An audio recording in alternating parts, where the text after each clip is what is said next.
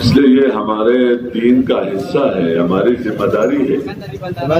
नतीजा अल्लाह के हाथ में है कि हम पूरी दुनिया को सामने रखकर इस मेहनत में लगे। यानी ये हमारा काम है, इस माने में कि जिस तरह अपना ईमान और नेक अमाल इंसान के लिए निजात का जरिया है, इंसान के लिए निजात का जरिया है, तो ये पूरा कामिल जरिया नहीं बन सकता जब तक बंदा इस ईमान और इस अमाल की तरफ बुलाना अपना दीन का हिस्सा न समझे, और उस बुलाने में जो भी तकलीफ आए, जानी हो, माली हो, मुकाम के एतबार से हो, कोई भी हो, तो उस पर सब्र करके लोगों को उसकी तरफ बुलाना ये हमारे दीन का हिस्सा है। ये दोनों चीजें साथ साथ है। जिस तरह अगर एक आदमी लोगों को दीन की तरफ बुला रहा है और खुद अमल का एहतमाम नहीं कर रहा है, तो ये पूरा दीनदार नहीं है।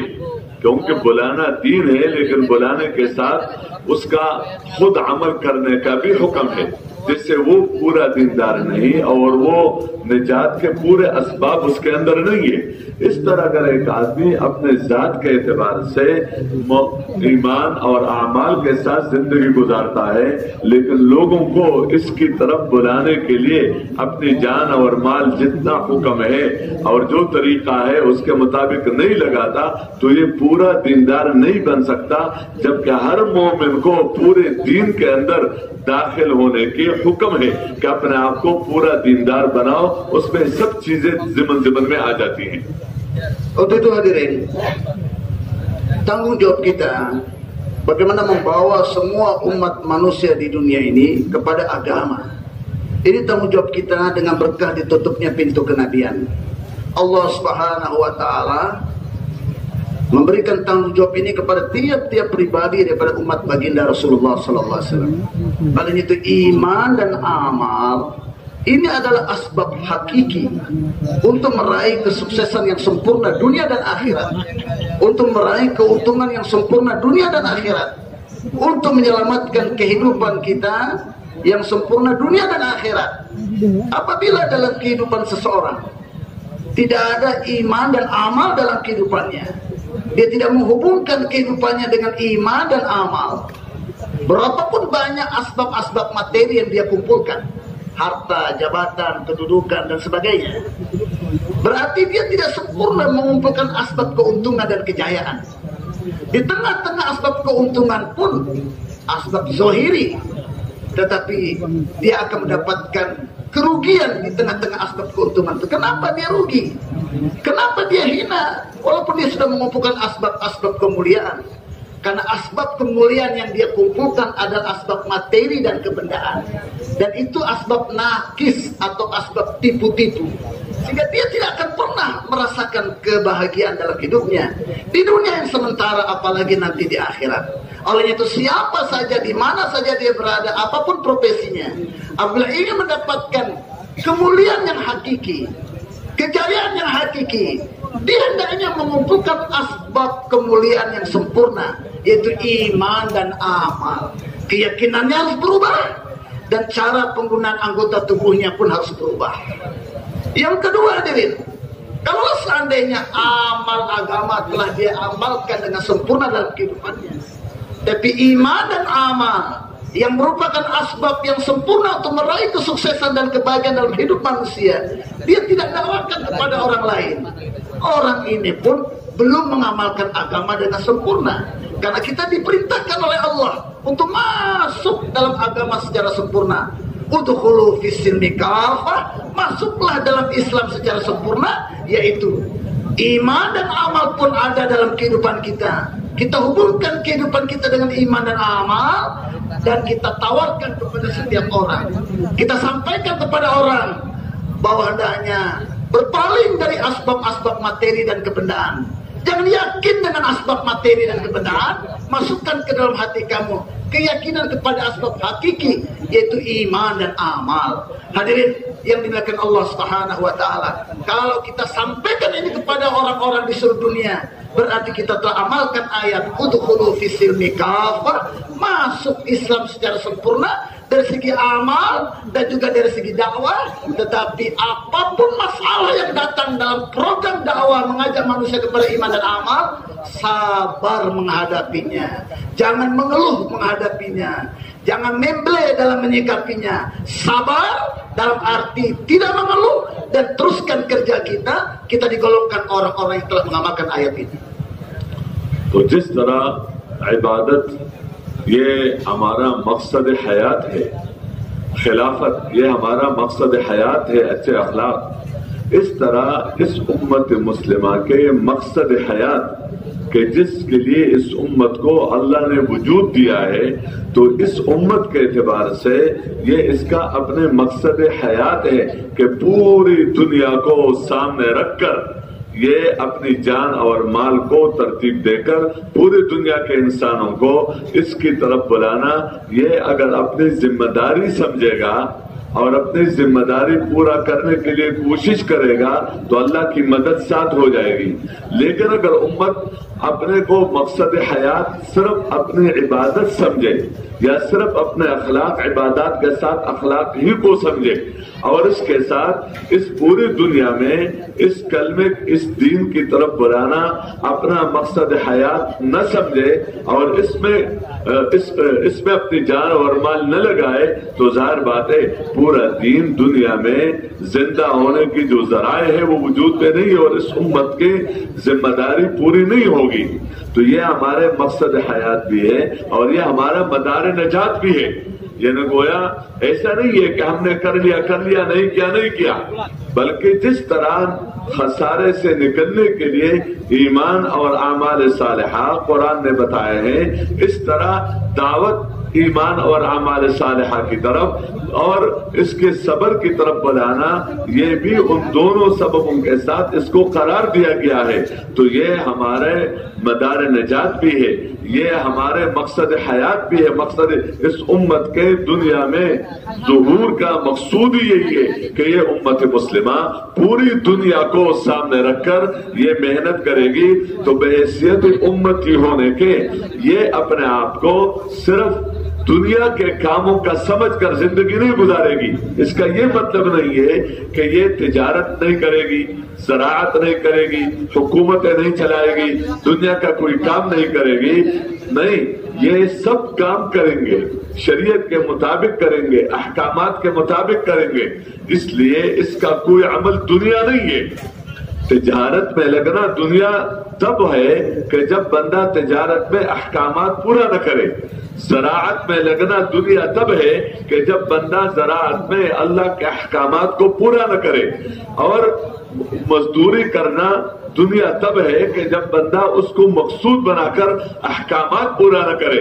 حکومت چلانا یہ دنیا تب ہے کہ جب بندہ اس میں احکامات کا اپنے آپ کو مکلف سمجھ کر زندگی نہ گزارے، اپنی خواہش کے مطابق اور اپنے طبیعت کے مطابق چلے اور احکامات کی پرواہ کیے بغیر یہ زندگی گزارتا ہے، تو گویا یہ دنیا ہے جس پر لعنت ہے، جس پر لیکن اگر یہ احکامات کے مطابق یہ اعمال کر رہے ہیں، تو جس طرح نماز کے مسائل ہیں، احکامات ہیں، نماز کے فضائل ہیں، اس طرح تجارت کے احکامات ہیں، تجارت کے فضائل ہیں، زراعت کے احکامات ہیں، زراعت کے فضائل ہیں، مزدوری کے احکامات ہیں، مزدوری کے مسائل ہیں۔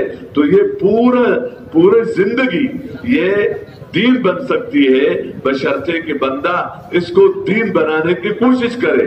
لیکن اس کے ساتھ ساتھ جو بات عرض کی جاتی ہے تبلیغ کے عنوان سے، کہ اگر ایک بندہ اپنے آپ کو پورا دیندار سمجھ کر اپنی زراعت بھی احکامات کے مطابق ہے، بیوی بچوں کے حقوق بھی ظاہری طور پر ادا کر رہا ہے، اور اپنے دنیا کے کام بھی گویا اس یقین کے ساتھ یا صحیح طریقے کے ساتھ یا اللہ کے دھیان کے ساتھ اور اللہ کی رضا کے لیے یہ سب کچھ کر رہا ہے، اور اپنے وقت پر کر رہا ہے اپنے دنیا کے، اور اس کے ساتھ اپنی نماز پڑھ رہا ہے، اپنا روزہ رکھ رہا ہے، اپنے قرآن کی تلاوت کر رہا ہے، ذکر کر رہا ہے، لیکن اس کی وجہ سے یہ اپنے آپ کو یہ سمجھے کہ گویا میری ذمہ داری پوری ہوئی، تو یہ ذمہ داری اس طرح پوری نہیں ہوتی۔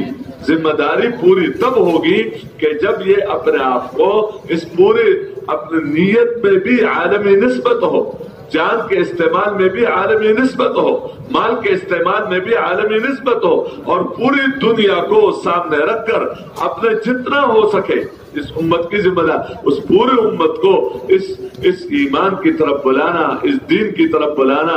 اگر ہم اس کو اپنا کام سمجھیں گے اور کام بحیثیت امتی ہونے کے اس کو ہم اپنا کام سمجھیں گے، اور پوری امت جب اس کام کو کرے گی تو یہ پوری امت مجتمع اس کے بغیر بن نہیں سکتی۔ ایک فرد کا اس تقوی کے مطابق زندگی گزارنا موت تک اور اپنے ان احکامات کو پورا کرنا، اور ایک ہے کہ ہر ایک کا اللہ کے دین یعنی قرآن اور سنت، کتاب و سنت پر اس پر ایسے مضبوطی سے پکڑنا کہ ہر ایک اس کو اپنا ایک مقصود سمجھ کر اس کے ساتھ اپنے آپ کو آراستہ کرے، تو اس کی برکت سے کیا ہوگا، ان سب کا اس دین اور دینی کام پر مجتمع ہونا، اسی کا نام اجتماعیت ہے۔ خواہ یہ بستی میں 3 ہی کیوں نہ ہو، یا بستی میں 15 کیوں نہ ہو، یا بستی میں شہر میں کم تعداد والے کیوں نہ ہو، لیکن ان کا اپنے ذاتی کے اعتبار سے دیندار بننا اور اللہ کے کتاب اور سنت پر مجتمع ہو جانا اور اس کو مضبوطی سے پکڑنا، گویا اس اہل حق کا اس چیز پر مجتمع ہونا، یہ کیا ہے، یہ اس کی اجتماعیت ہے۔ اور پوری امت کی اجتماعیت یہی ہے جس کے ساتھ اللہ تعالیٰ کی مدد ہوگی کہ خواہ ہم اپنی مسجد میں ہو یا اپنے شہر میں ہو، اپنے علاقے میں ہو، اپنے ملک میں ہو، تو اپنے آپ کو ایک اپنے محلہ اور اپنی بستی اور اپنے شہر اور اپنے علاقہ اور اپنے ملک کا سمجھ کر ہم کام نہ کریں، زندگی نہ گزارے، بلکہ ہم اپنے آپ کو پوری دنیا کے اعتبار سے ذمہ دار سمجھ کر ہم کام کریں، صرف موجودہ جو انسان ہے ان کے اعتبار سے نہیں بلکہ قیامت تک آنے والے جتنے بھی انسان ہیں ان کو ہم اپنے نیت میں رکھ کر اپنی ذمہ داری سمجھ کر جب ہم محنت کریں گے، اللہ جل شانہ کی مدد ساتھ ہوگی، اور اس مدد کی برکت سے انشاءاللہ العزیز ہر جگہ کام اٹھے گا، ہر جگہ کام ہوگا، اور ہم ان خوش قسمت بندوں میں سے ہوں گے کہ اللہ پاک ہمیں ذریعہ بنا دے گا پورے دنیا میں باطل کے ٹوٹنے کا اور اللہ کے کلمے کے بلند ہونے کا۔ یہ تب ہوگا جب ہم بحیثیت امتی ہونے کے، دیکھو اپنے آپ کو صرف تجارت کا سمجھ کہ میں مسلمان تاجر ہوں، میں مسلمان زمیندار ہوں، میں مسلمان مالدار ہوں، میں مسلمان غریب ہوں، میں مسلمان حاکم ہوں، تو میری ذمہ ہے کہ اسلام کے مطابق ان شعبوں کو چلانا، اور ایک یہ ہے کہ میں حضور پاک صلی اللہ علیہ وسلم کے امت میں ہوں، تو بحیثیت امتی ہونے کے میری ذمہ داری یہ ہے کہ میں پوری دنیا کو سامنے رکھ کر اس محنت میں لگوں گا، اللہ سے مانگوں گا، اللہ مجھے ذریعہ بنا دے گا پوری دنیا میں ہدایت کا، تو پھر اس کام میں قربانیاں دینا ہمارے لیے آسان، ہر حال میں کام کرنا آسان، مشورے سے چلنا آسان، اور صفات کے ساتھ چلنا آسان، بشرطے کہ ہم اپنی ذمہ داری سمجھے اور ہم اس کو اللہ کی طرف سے ہمارے اپنی ذمہ داری سمجھ کر اور اپنی مدار نجات سمجھ کر اور اپنی جان اور مال میں اس کے لیے جتنا بھی ہو سکتا ہے کرتے کرتے اس حد تک پہنچ جائے کہ یہ کام ہمارے دنیا کے کاموں پر غالب آ جائے۔ جب تک دین ہمارے دنیا پر غالب نہ ہو، یعنی پوری دنیا کا کام دین کے اعتبار سے نہ ہو، تو اس وقت تک ہم پورے دیندار نہیں بن سکتے، اور جب تک یہ کام ہمارے دنیا کے کاموں پر غالب نہ ہو اس وقت تک پوری دنیا میں ہم اللہ کے کلمے کا بلند ہونے کا ذریعہ بن جائے۔ وہ تب ہوگا کہ جب یہ مبارک کام باقی کاموں کے اوپر رکھے۔ اس لیے تقاضا اس بات کا ہے کہ ہم اس کام کو اہمیت دیں، اس کو عظمت کے نظر سے دیکھیں، اس کو اپنی ذمہ داری سمجھے، اور اس کے لیے جتنا ہو سکتا ہے شروع کریں، لیکن جتنا ہو سکا ہے اس پر مطمئن نہ ہو، زیادہ سے زیادہ دینے کا ہمارا اندر کا داعیہ ہو، یہاں تک ہم پہنچے کہ جس وقت جتنے وقت کے لیے جس طرف جہاں کے لیے کہہ دیا جائے اس وقت بندہ یہ کہے کہ میں تیار ہوں، اس وقت بندہ یہ عذر نہ کرے کہ میرا یہ کام ہے، میرا وہ کام ہے، اللہ ہمیں ان میں سے بنا دے۔ इसके लिए सब तैयार है ना इंशाअल्लाह? Hadirin yang dimuliakan Allah Subhanahu wa taala. Sebagaimana ibadah adalah maksud hidup kita, juga khilafah adalah maksud hidup kita, yaitu berhubungan dengan hamba-hamba Allah dengan akhlak baginda Rasulullah sallallahu alaihi wasallam. Begitu juga hadirin, dakwah ilallah adalah maksud hidup kita. Kita pahami hadirin, bahwa saya harus menjalankan ibadah dengan baik, tepat pada waktunya. Dan kita juga pahami hadirin, kita harus berhubungan dengan siapapun dengan akhlak baginda Rasulullah sallallahu alaihi wasallam. Tetapi secara umum umat belum memahami bahwa maksud umat ini diantar oleh Allah Subhanahu wa taala adalah atas kerja dakwah ini. Bagaimana semua manusia di dunia ini kita sampaikan dakwah iman dan amal yang merupakan asbab hakiki untuk meraih kesuksesan, dan juga iman dan amal adalah asbab darul madar, sumber daripada keselamatan umat ini. Apabila kita sibuk dengan amal-amal ibadah dan akhlak kita baik, kemudian kita tidak merasa bertanggung jawab atas kerja ini untuk menyampaikan kepada semua manusia di seluruh penjuru dunia tentang pentingnya iman dan amal yang merupakan asbab yang hakiki yang Allah berikan untuk keselamatan umat manusia dunia dan akhirat, berarti kita belum mengamalkan agama dengan sempurna. Juga hadirin, untuk ambil bagian dalam kerja agama ini bukan berarti kita tinggalkan pekerjaan dunia kita, bukan berarti kemudian kita bakar toko kita, kita tidak mau lagi bercocok tanam. Tidak seperti itu. Seorang petani dengan sawah dan ladangnya, tetap dia mengerjakan pekerjaan itu tiap hari. Seorang pedagang, dia dengan dagangannya pergi ke pasar setiap hari tepat pada waktunya. Seorang pegawai, setiap hari dia pergi ke kantor tepat pada waktunya. Kemudian dia hubungkan semua asbab itu dengan awamir. Inilah yang dikehendaki, ya, bukan meninggalkan dunia atau meninggalkan asbab dunia, tapi menghubungkan asbab dunia itu dengan awamir, sehingga jadi agama. Kapan dikatakan asbab-asbab dunia kita ini jadi dunia? Apabila keyakinan kita dengan asbab ini saya akan bahagia, kita yakin dengan asbab ini saya akan diselesaikan masalah saya.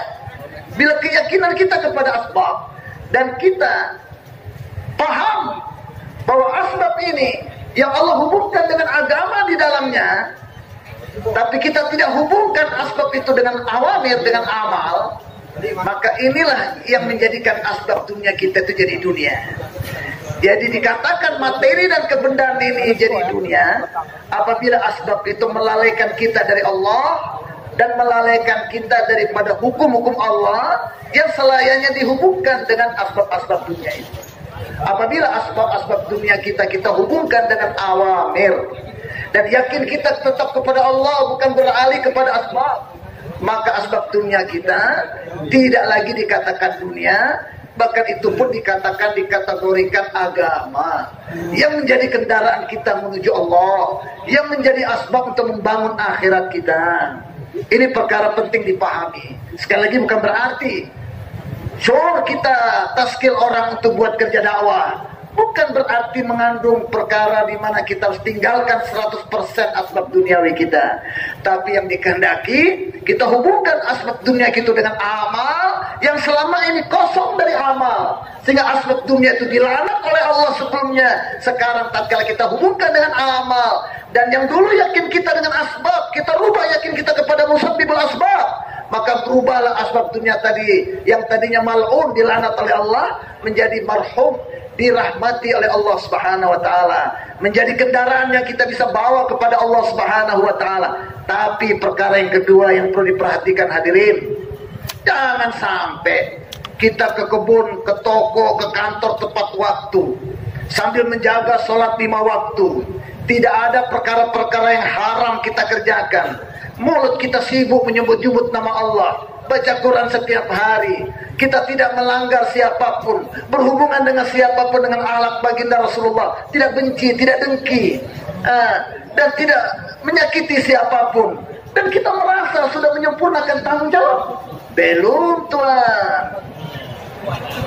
Tanggung jawab ibadah kita sudah sempurnakan, tanggung jawab khilafah kita sudah sempurnakan. Tapi ingat, Tuhan belum masuk dalam kategori amalkan agama dengan sempurna. Karena ada satu tanggung jawab lagi, ada satu maksud hidup lagi yang kau lupakan, Tuhan, yaitu dakwah ilallah subhanahu wa ta'ala.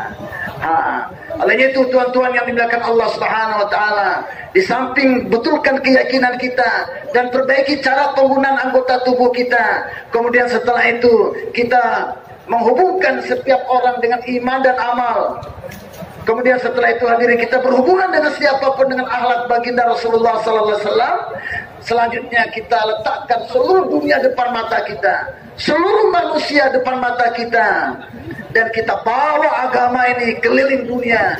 Kita bawa iman dan amal ini kita tawarkan kepada semua manusia di ujung-ujung dunia. Karena ini tanggung jawab yang Allah berikan kepada setiap pribadi daripada umat baginda Rasulullah sallallahu alaihi wasallam. Siapapun dia, apapun profesinya, dimanapun dia berada, ini tanggung jawab yang telah Allah berikan kepada umat baginda Rasulullah sallallahu alaihi wasallam. Dan inilah asbab kejayaan kita, dan ini adalah muara kesuksesan dan keselamatan umat ini. Apabila kita hanya sibukkan diri kita dengan zikir dan ibadah dan akhlak, dan kita merasa tenang sudah mengamalkan agama yang sempurna, belum hadirin, kita belum menunaikan tanggung jawab. Dan kalau kita belum menunaikan tanggung jawab, berarti kita belum amalkan agama dengan sempurna.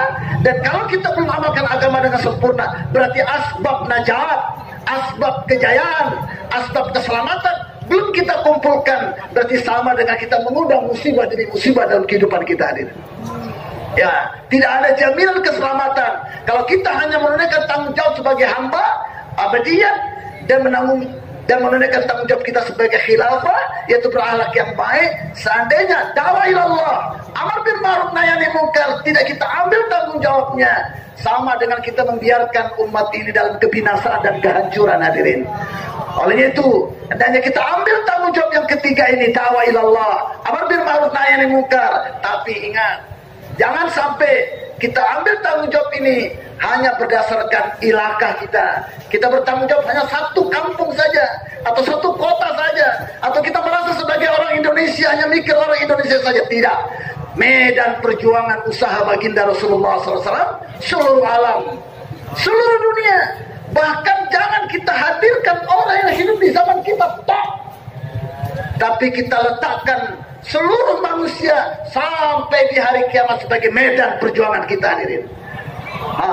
Setelah itu kita mulai gunakan kemampuan, kekuatan yang kita miliki, yang Allah telah berikan kepada kita, untuk kita ambil bagian. Apa yang kita sanggupi kita buat. Tapi seluruh alam niat kita, seluruh dunia kita letakkan di depan mata kita, sampai ke ujung-ujung dunia, sampai ke seluruh negara. Dan kita mulai dari mahalah kita, kita mulai dari masjid kita, hadirin.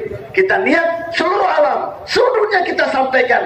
Tapi kita mulai dari tempat kita. Apa yang bisa kita sanggupi kita buat dulu. Tapi perkara yang penting, hadirin, bahwasanya dalam menyampaikan misi dakwah ini, agar seluruh dunia selamat daripada musibah dunia dan akhirat, agar semua manusia memilih asbab-asbab hakiki, seluruh manusia selamat dunia dan akhirat, maka dalam buat kerja ini dituntut perhatian yang luar biasa, hadirin, kesungguhan yang luar biasa. Keagungan kerja ini hanya kita letakkan di dalam hati kita. Karena selama kerja dakwah ini kita tidak dahulukan di atas keperluan-keperluan dan pekerjaan-pekerjaan duniawi kita, maka tanggung jawab kita sebagai umat akhir zaman tidak akan dapat kita tunaikan. Seluruh dunia, seluruh manusia, 290 negara, tidak akan sampai kita ke semua tempat itu. Tidak akan bisa kita tunaikan tanggung jawab ini kalau kita masih melebihkan keperluan anak dan istri, melebihi keperluan dakwah ini, hadirin. Oleh itu, tuntutan untuk kita sekarang, bagaimana kita naikkan level pengorbanan kita. Tetap kita kerja dunia juga, pedagang masih berdagang, petani masih bertani, pegawai masih kantornya, tetapi hendaknya kita pertama, kebesaran amal dakwah ini ada di dalam hati kita. Tidak ada kerja yang lebih besar daripada kerja ini. Olehnya itu, kita tatkala beradu antara takaza dakwah dengan takaza duniawi kita, hendaknya kita dahulukan takaza agama atau kerja agama. Selanjutnya, kita atur level pengorbanan kita, bagaimana kerja dakwah lebih banyak daripada kerja agama dunia. Bagaimana kerja dakwah lebih banyak waktunya daripada kerja dunia kita. Dan kita siapkan diri kita untuk menyambut takaza-takaza alami. Jangan takaza kampung doang, takaza alami. Jangan jadi jago kandang saja, tapi seluruh alam kita letakkan di depan. Setelah itu hadirin, kita siapkan diri kita, siap ditaskil kapan saja, kemana saja, dengan siapa saja, kemana saja. Bersedia untuk itu, tuan-tuan?